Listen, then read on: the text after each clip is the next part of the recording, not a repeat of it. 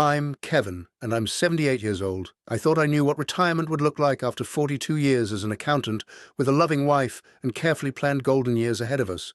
But November 2nd, 2007 changed everything.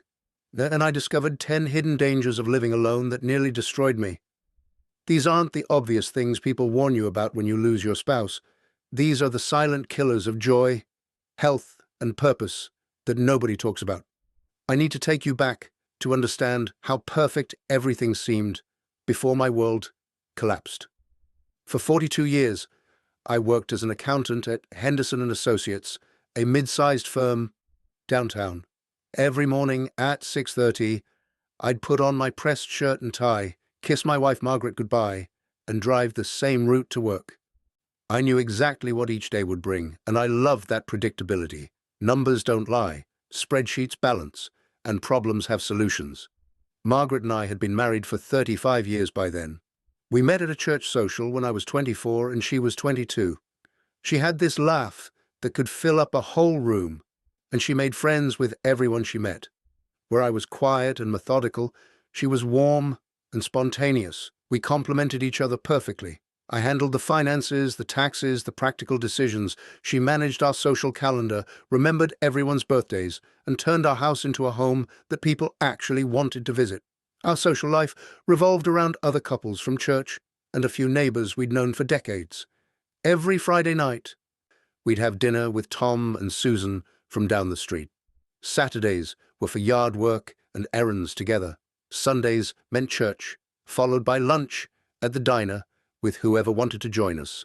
We had our routines, our traditions, our comfortable rhythms. I thought this was what happiness looked like.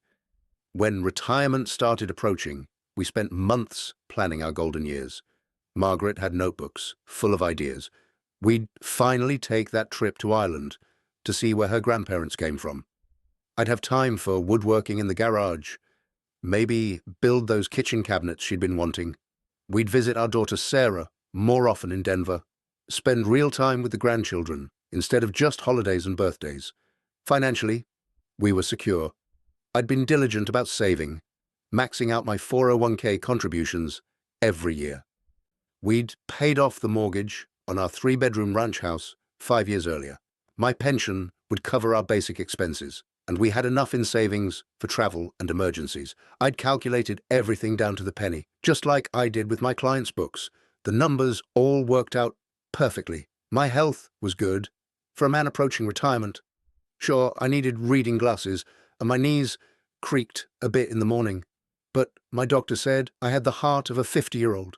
Margaret was a few years younger and still had energy for both of us. She'd drag me to community theater productions and church potluck dinners when all I wanted to do was watch the news. I grumbled, but secretly, I loved how she kept our lives full of people and activities. Ask yourself this question right now. How much of your retirement plan depends on someone else being there? Because I never once considered what life would look like without Margaret. In all my careful calculations and detailed planning, I somehow forgot that life doesn't follow spreadsheets. I planned for market downturns and inflation, but I never planned for loneliness. Looking back, I can see warning signs I completely missed. Margaret had been getting tired more easily, though she brushed off my concerns. She'd started forgetting little things, like where she put her keys or what we'd planned for dinner. Our couple friends were already starting to drift away as people moved to retirement communities or dealt with their own health issues. Tom and Susan had relocated to Florida 2 years before I retired. The Johnsons from church had stopped hosting their monthly game nights after Bill's heart attack, but in my accountant's mind, these were just minor adjustments to account for, variables in the equation that we'd work around. I was always the problem solver, the one who handled whatever came up. If Margaret was tired, I'd take over more of the household tasks. If friends moved away, we'd make new ones. Every problem had a logical solution. My retirement party was everything I'd imagined. The whole office gathered in the conference room, and my boss gave a speech about my dedication and reliability. Margaret beamed with pride as my colleagues shared stories about my legendary attention to detail. I felt accomplished, ready for the next chapter. I walked out of that office for the last time, thinking the hardest part was behind me. The first few months of retirement were wonderful. I finally had time to read the newspaper cover to cover. Margaret and I took long walks around the neighborhood talking about everything and nothing. I organized my workshop and started that first woodworking project. We had lazy mornings over coffee, discussing which friends to invite for dinner or which movies to see.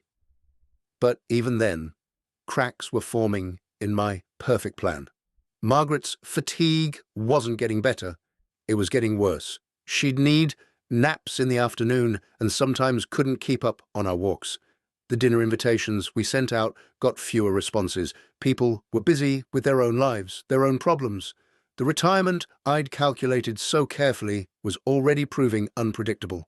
I told myself these were just adjustments, temporary setbacks that we'd navigate together. After all, we'd been a team for 35 years. Whatever came next, we'd handle it the same way we'd handled everything else, together. I had no idea how wrong I was. The changes started so gradually that I convinced myself they were normal parts of aging.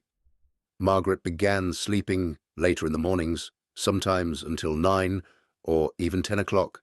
She, who had always been the early bird, up before me, making coffee and planning our day. When I'd gently wake her, she'd seem confused for a moment, like she couldn't quite remember where she was. Her doctor visits became more frequent. What started as routine checkups turned into follow-up appointments, then specialist referrals. Dr. Peterson would use words I had to look up later, speaking in that careful tone doctors use when they're not ready to deliver bad news, but can't give you good news either. Margaret would sit there nodding, but I could see the fear in her eyes. Even when she smiled and said everything was fine, I found myself taking over tasks that had always been hers. The grocery shopping became my responsibility when Margaret started forgetting items or buying duplicates of things we already had. I'd stand in the cereal aisle holding her handwritten list, trying to decipher whether she meant the blue box or the red one. Simple decisions that she'd made automatically for decades suddenly required phone calls home for clarification. The kitchen, which had been Margaret's domain, slowly became mine through necessity. She'd start cooking dinner and then wander off, leaving pots on the stove until the smoke alarm reminded us both. I learned to make her favorite recipes by watching over her shoulder, pretending I was just being helpful while really making sure nothing burned down. My grilled cheese sandwiches were edible, but they weren't the perfectly golden, crispy creations she could make without thinking. Our social calendar, once managed effortlessly by Margaret's natural warmth and organizational skills, began to fall apart. She'd forget to return phone calls from friends or would agree to the same dinner invitation twice, double booking us. I tried to take over the scheduling, but I'd never been the social coordinator. I didn't know which friends preferred Friday nights versus weekends, or who couldn't eat spicy food, or whose grandson was graduating when. These details that Margaret kept in her head like a living address book were lost to me. The hardest part was watching her struggle with things that had once been second nature. Margaret had always been the one who remembered everyone's birthday, sending cards with personal notes that made people feel special. But she started missing important dates or buying multiple cards for the same person because she'd forgotten she'd already picked one out. I'd find birthday cards hidden around the house, addressed but never sent, like little monuments to memories that were slipping away. Our couple friends began to disappear, though not in any dramatic way. It was more like a slow fade, the way a photograph left in sunlight gradually loses its color. Dinner invitations became less frequent. Phone calls grew shorter and more awkward as Margaret struggled to follow conversations. When people did visit, I could see the discomfort in their eyes as they tried to interact with someone who was fundamentally changing before their eyes. I became Margaret's translator and protector, fielding phone calls and making excuses when she had bad days. When the church ladies called about the annual bake sale, I'd explain that Margaret was under the weather. When our daughter Sarah called, I'd hand Margaret the phone but stay nearby, ready to take over if the conversation became too confusing for her to follow. The financial responsibilities that I'd always handled became more complex as I tried to navigate the healthcare system. Insurance forms multiplied on my desk like weeds. Each specialist visit meant new copays, new medications, new equipment that Medicare might or might not cover. I'd spend hours on hold with insurance companies, explaining Margaret's condition to representatives who seemed to change every time I called. Sleep became precious and elusive. Margaret would wake up confused in the middle of the night, not recognizing our bedroom or understanding why she was there. I'd guide her back to bed, my heart breaking a little more each time I saw the fear in her eyes. Some nights, I'd lie awake listening to her breathing, afraid to fall asleep in case she needed me. The isolation was creeping in, though I didn't recognize it yet. Friends stopped calling as much because conversations had become difficult. Our social activities centered more and more around medical appointments and quiet evenings at home. The retirement we'd planned, full of travel and adventure, had shrunk to the size of our house, then to the size of a few safe rooms where Margaret felt comfortable.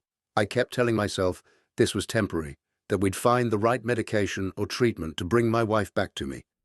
I researched her condition obsessively, printing out articles and highlighting promising treatments. I made spreadsheets of her symptoms and medications as if I could solve this problem the same way I'd balanced decades of account books. Look inside your own heart right now and ask yourself this. Have you ever watched someone you love disappear while their body stayed behind? Because that's what those months felt like.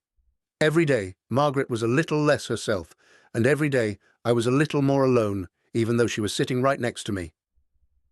The woman who had filled our house with laughter and friends was becoming someone who needed help, remembering how to use the coffee maker, and I was becoming someone I'd never expected to be, a caregiver, a decision maker, a man preparing for a kind of goodbye I'd never imagined having to say. November 2nd, 2007 started like any other Friday morning. I remember that detail so clearly because it was the last normal morning we'd ever have. Margaret woke up around 8:30, which had become her usual time. I was already in the kitchen, making coffee, the same routine we'd settled into over the past few months. She shuffled in, wearing her blue terry cloth robe, the one our daughter had given her the previous Christmas. We had our usual breakfast of toast and scrambled eggs. Margaret seemed more alert than she'd been in weeks, actually finishing the crossword puzzle clue that had been stumping her for days. She laughed when she figured out that 7 across was telephone, and I thought maybe we were having one of her good days. Those had become precious, like unexpected gifts that reminded me glimpses of the woman I married were still there. She wanted to do laundry, something she'd been struggling with lately because the detergent amounts confused her.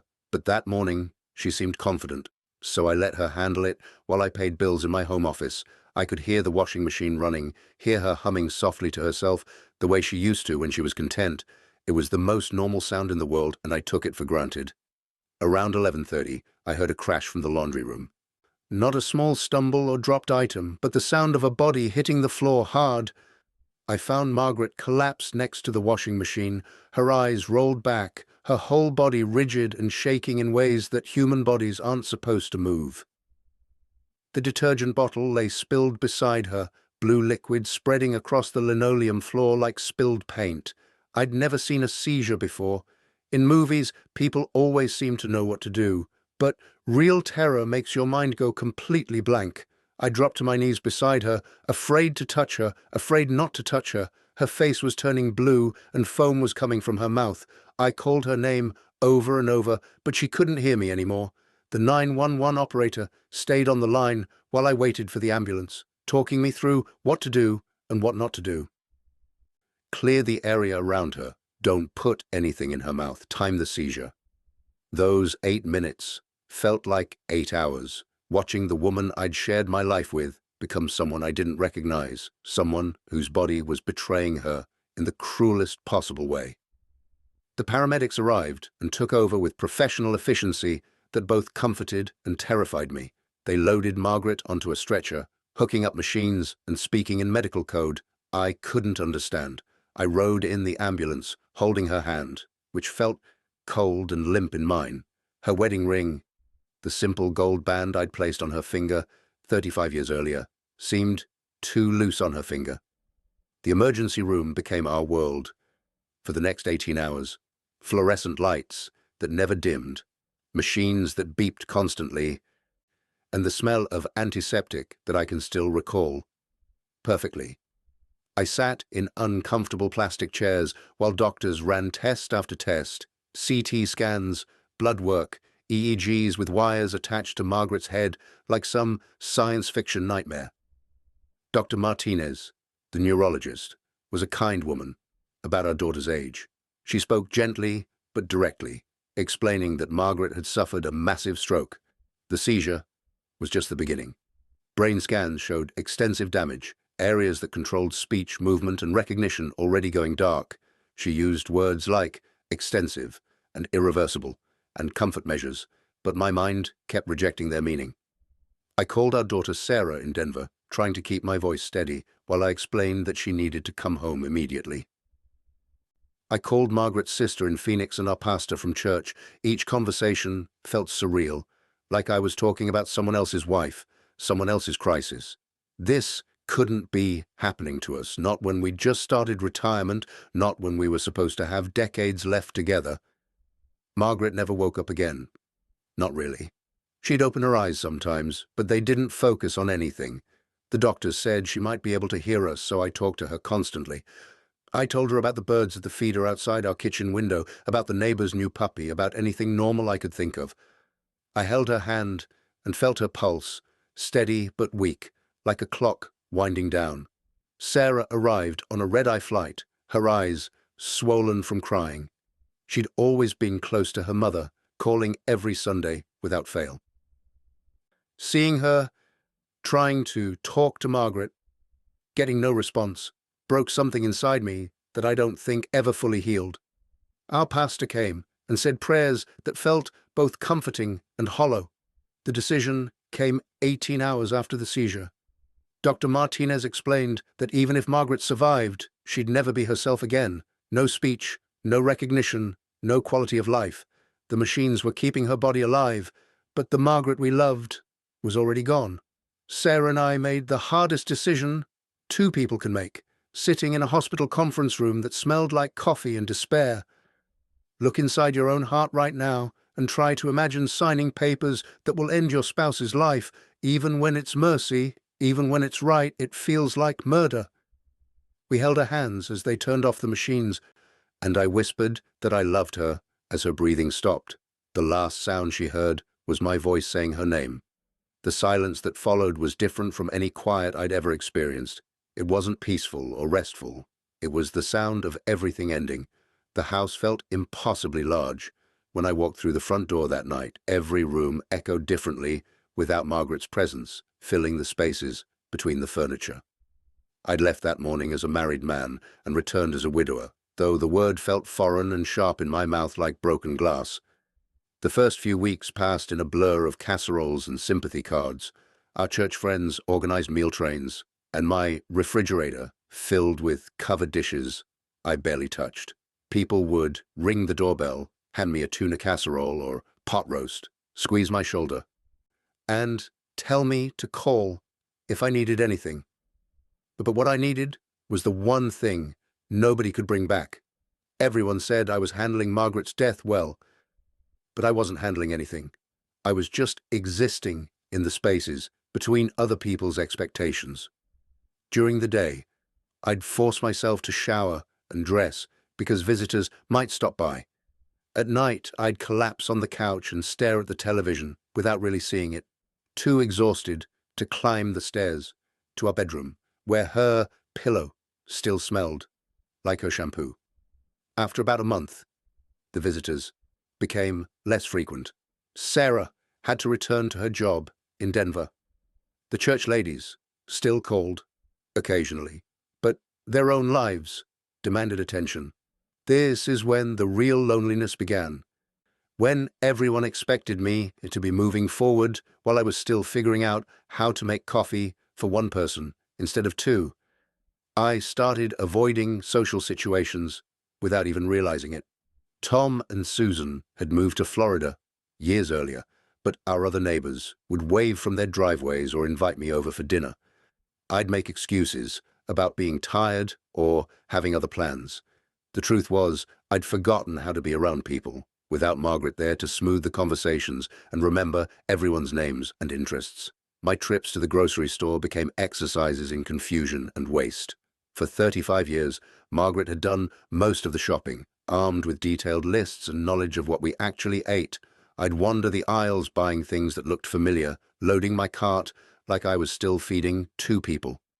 I'd come home with enough food for a week and watch most of it spoil because I couldn't bring myself to cook proper meals.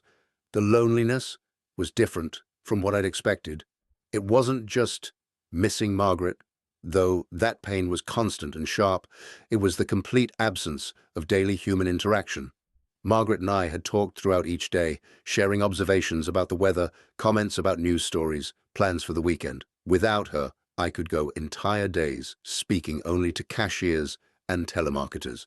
I developed a rigid routine that became my prison. 7:15 every morning, I'd eat the same bowl of cornflakes while reading the obituaries. First, checking to see if anyone I knew had died. 8:30, I'd watch the morning news. 9 o'clock, the crossword puzzle. Though I could never finish it without Margaret's help with the pop culture clues. The rest of the day stretched ahead of me like an empty highway with no destination. The house began falling apart in small ways that accumulated into big problems. A dripping faucet in the guest bathroom became a steady stream, then a flood that ruined the ceiling below before I bothered to call a plumber. Margaret had always been the one to notice these things, to add them to her mental list of items for me to fix. Without her attention to detail, everything slowly deteriorated. My personal hygiene suffered too, though I didn't realize how bad it had gotten until I caught my reflection in the store window one day. I was wearing the same shirt I'd put on 3 days earlier, wrinkled and stained with food I didn't remember eating. My hair hadn't been cut in months, and I'd stopped shaving regularly. I looked like exactly what I was, an old man who'd given up caring about himself. The scammers found me like vultures, circling wounded prey. Phone calls during dinner from people claiming to be my grandson, arrested in Mexico and needing bail money immediately. Letters in the mail promising I'd won sweepstakes I'd never entered, requiring only a small processing fee to claim my millions. In my lonely, confused state, I came dangerously close to falling for several of these schemes. Technology became another source of isolation. Margaret had handled our simple computer, mainly for email and looking up recipes. After she died, I let our internet service lapse and never learned to use email properly.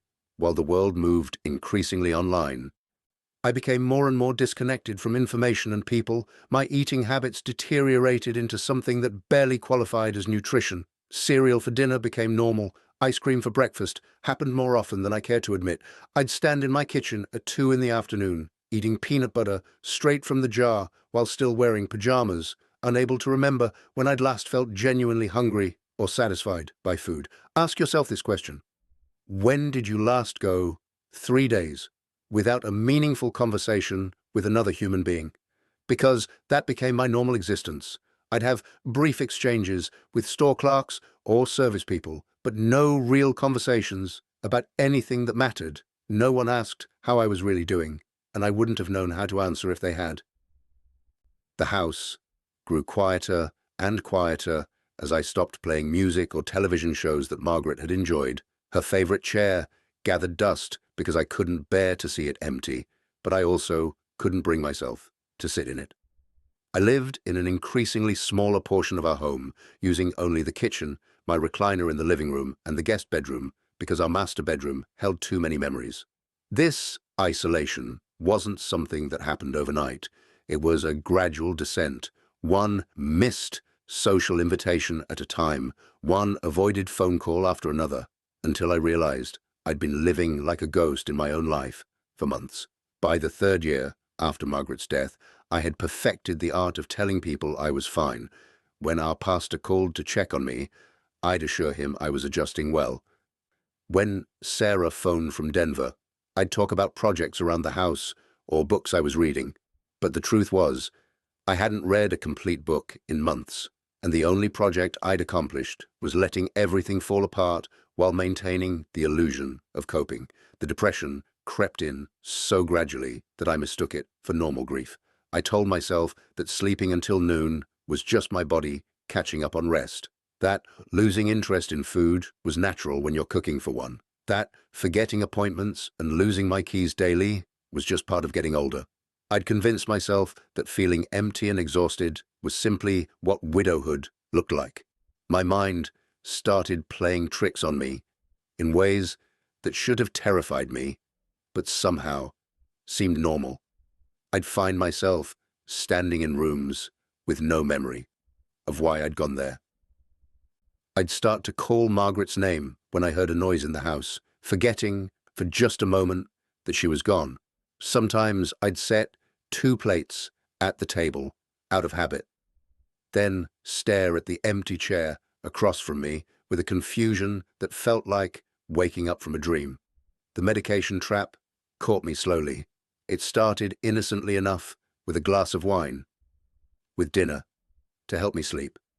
When one glass stopped working, I'd have 2. When wine wasn't enough, I discovered that the prescription sleep aids Margaret had never finished worked even better. I wasn't trying to hurt myself, I was just trying to stop thinking, to quiet the endless loop of regret and loneliness that played in my head from morning until night. Making decisions became impossible. Simple choices like what to eat for breakfast or which shirt to wear could paralyze me for hours. I'd stand in front of my closet, staring at the same 5 shirts I rotated through, unable to choose between them. The grocery store overwhelmed me with too many options, too many decisions, so I'd leave with nothing or buy the same few items week after week until I was living on crackers and soup.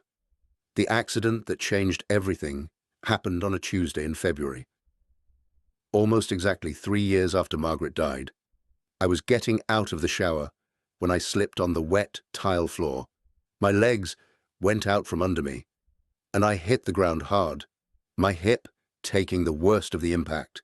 The pain was immediate and intense, but worse than the physical injury was the realization that I couldn't get up. I lay on that cold bathroom floor for 6 hours.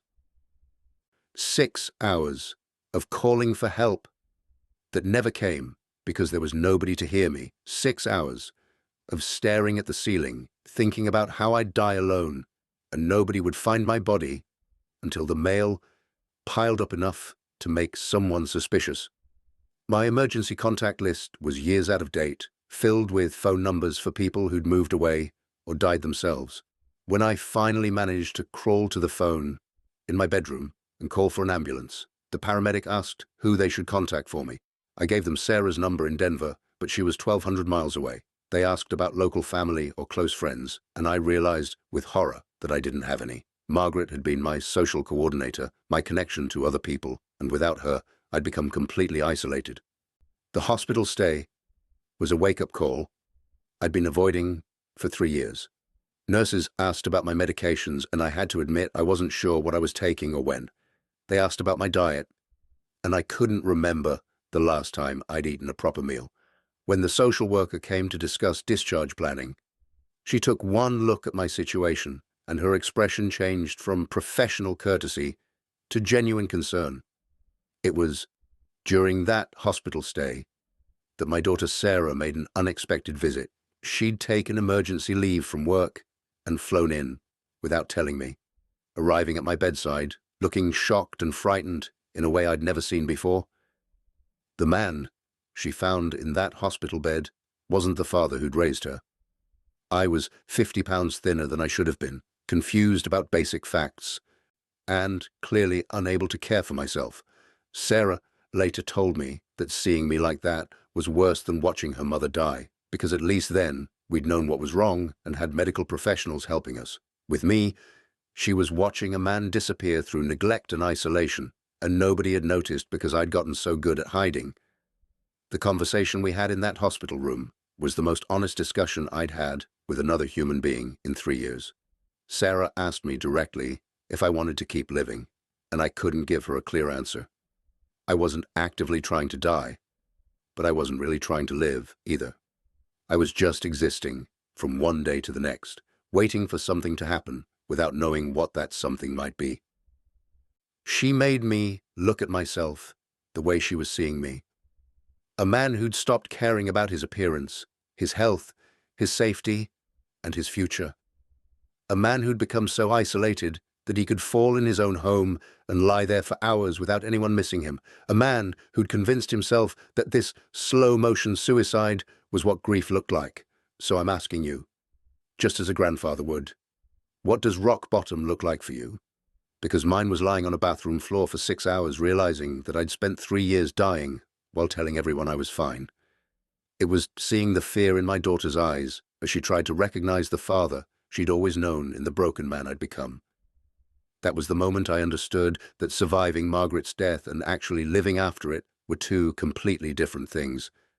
And I'd been choosing survival instead of life every single day for 3 years. The transformation didn't happen overnight, but it began with one simple decision: to stop lying to myself about being okay. Sarah helped me find a therapist who specialized in grief counseling for older adults. Dr. Williams was a patient woman in her 50s who didn't let me get away with my practiced responses about how well I was adjusting. She asked hard questions about my daily routine, my eating habits, my social connections, and my reasons for wanting to continue living. In our first real session, she made me confront the reality that I'd been using isolation as a form of slow suicide. I'd convinced myself that avoiding life was protecting me from more pain, but really, I was just trading the sharp pain of grief for the dull ache of meaninglessness. She helped me understand that Margaret wouldn't have wanted me to disappear after she died. She would have wanted me to find a way to honor our life together by continuing to live fully. The pet situation had to be addressed immediately. After my hospital stay, I'd impulsively adopted 3 cats from the animal shelter, thinking that more companions would fill the emptiness faster. But caring for multiple pets, when I could barely care for myself, became overwhelming quickly. The vet bills, the litter boxes, the different personalities and needs of 3 animals turned my house into chaos instead of comfort. Dr. Williams helped me realize I was trying to use the cats to replace human connection rather than supplement it. We found good homes for 2 of them, keeping only Marmalade, an orange tabby who seemed most compatible with my quiet lifestyle. But more importantly, I started volunteering at the same animal shelter where I'd adopted them. It gave me scheduled interaction with both animals and people, a reason to leave the house regularly, and a sense of purpose beyond just filling my own time. The volunteer work led to an unexpected discovery about myself. The shelter director learned about my accounting background and asked if I'd help them organize their financial records. Their books were a mess, donations were poorly tracked, and they were missing out on grants because they couldn't provide proper documentation. For the first time in years, I felt genuinely useful. My 42 years of professional experience weren't just gathering dust in my memory. They could actually help an organization that did meaningful work. That success led to more opportunities. The community center needed someone to teach basic financial literacy classes to seniors. Many older adults, especially women who'd never handled the household finances, were struggling with managing money after losing spouses or facing retirement. Teaching these classes reminded me that my knowledge and experience had value beyond my own life. The social connections grew gradually and organically. At the animal shelter, I met Robert, a retired teacher who also volunteered on weekends. He invited me to coffee after our shifts, and slowly we developed a friendship based on our shared experience of learning to live alone after decades of marriage. His wife had died 2 years before, Margaret, and he understood the particular loneliness of widowhood in ways that well-meaning friends never could. Through the community center, I connected with Eleanor, a widow who managed the library's reading program for senior citizens.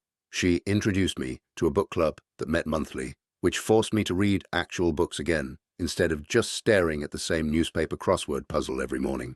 The discussions challenged my mind in ways I'd forgotten I needed, and the social interaction happened naturally around a shared activity.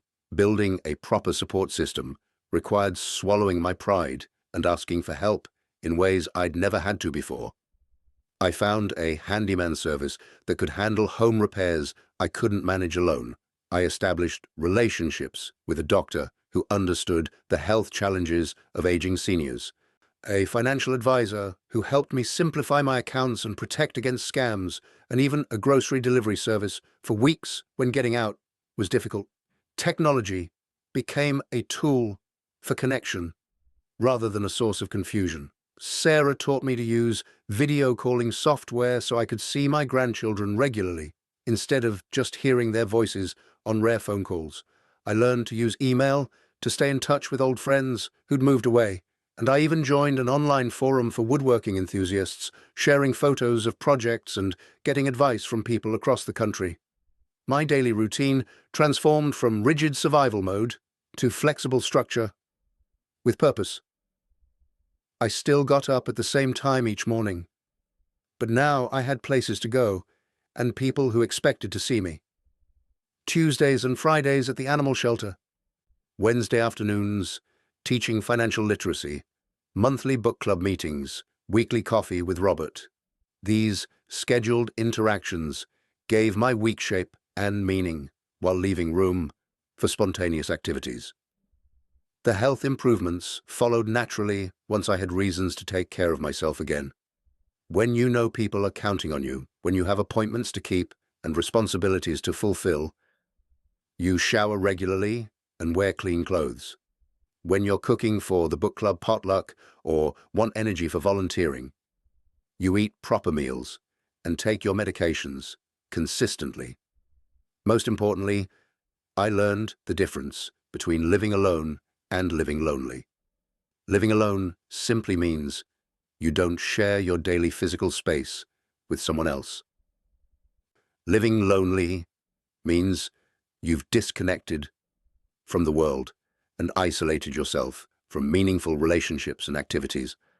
I was living alone by circumstance after Margaret died, but I chose to live lonely for 3 years through my own actions and decisions. The financial vulnerability issues required ongoing vigilance. I simplified my bank accounts, set up automatic bill payments for utilities and regular expenses, and gave Sarah power of attorney for medical decisions.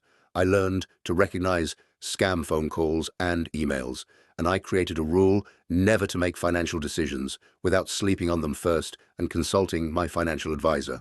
Today, at 78, I have a life that's different from what Margaret and I planned together. But it's a life worth living. I have friends who check on me and whom I check on in return. I have activities that challenge my mind and give me purpose.